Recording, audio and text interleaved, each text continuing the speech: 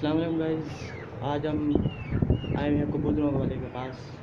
और ये देखिए, ये कबूतर यहाँ से मिलते हैं। ये कुकड़ है, आप ये कुकड़ देखें कितना अच्छा कुकड़ है। ये कौन सा नस्ल है इसमें कुकड़ की? तो ये चेक कीजिए, कितने अच्छा कुकड़ है। ये आप ले सकते हैं। ये कबूतर देखिए, वो ऊपर भी बैठे हुए हैं। ये देखिए आप तोते वगैरह हैं। और नीचे ये देखिए खरगोश बैठे हुए हैं। ये खरगोश देखिए सोए हुए हैं, वो बैठे हुए हैं।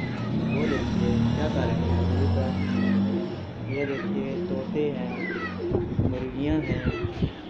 ये है शुतुरमुर्ग, ये देखिए क्या कर रही है।